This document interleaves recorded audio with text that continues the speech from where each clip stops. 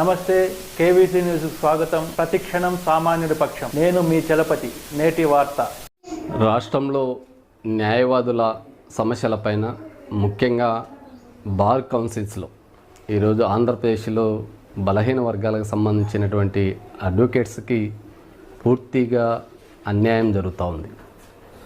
APP panel విషయంలో కావచ్చు, government public prosecutor విషయంలో కావచ్చు, గవర్నమెంట్ నామినేషన్ చేసేటువంటి లీగల్ అడ్వైజరీలో ఎక్కడే కానీ బలహీన వర్గాలకు ఏ ప్రభుత్వం వచ్చినా వారికి న్యాయం దక్కలేదు అనేటువంటిది ఈరోజు ఉమ్మడి ఆంధ్రప్రదేశ్లో బలహీన వర్గాలకు చెందినటువంటి న్యాయవాదులు అనేక సందర్భాల్లో బాధపడుతూ వారు అన్ని విధాల అర్హత ఉన్న కోర్టులలో నామినేటెడ్ పోస్టుల విషయంలో మమ్మల్ని విస్మరిస్తున్నారు అనేటువంటిది ఒక రకమైనటువంటి వాదన.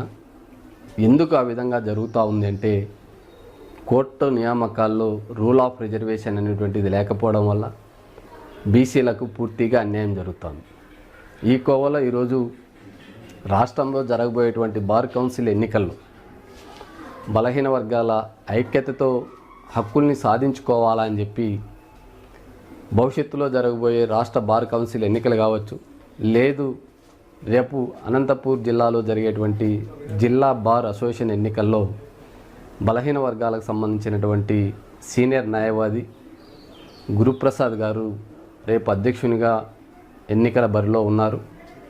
ఆయనకు యువకులు కావచ్చు లేదా సీనియర్లు కావచ్చు, బార్ కౌన్సిల్లో నమోదైనటువంటి ప్రతి బీసీ న్యాయవాది కావచ్చు లేదా న్యాయ వ్యవస్థలో అన్ని వర్గాలకు న్యాయం జరగాలని కోరుకునేటువంటి న్యాయవాదులు కావచ్చు, గురుప్రసాద్కి ఓటు వేసి గెలిపించే బాధ్యత తీసుకోవాలని చెప్పి రాజ్యాంగ పరిరక్షణ సమితి వ్యవస్థాపకులుగా హైకోర్టు న్యాయవాదిగా డాక్టర్ పోతుల నాగరాజు న్యాయవాదుల్ని అభ్యర్థిస్తూ భవిష్యత్తులో జరగబోయే బార్ కౌన్సిల్ ఎన్నికల్లో కూడా ఏపీ బార్ కౌన్సిల్ ఎన్నికల్లో బలహీన వర్గాలకు చెందిన దళితులకు చెందిన న్యాయవాదులు పోటీ చేస్తే గెలిపించే బాధ్యతను న్యాయవాదులు తీసుకోవాలని చెప్పి విజ్ఞప్తి చేస్తాము.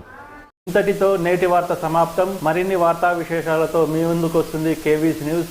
అంటిల్ దెన్, సైనింగ్ ఆఫ్ మీ కేవీ చలపతి.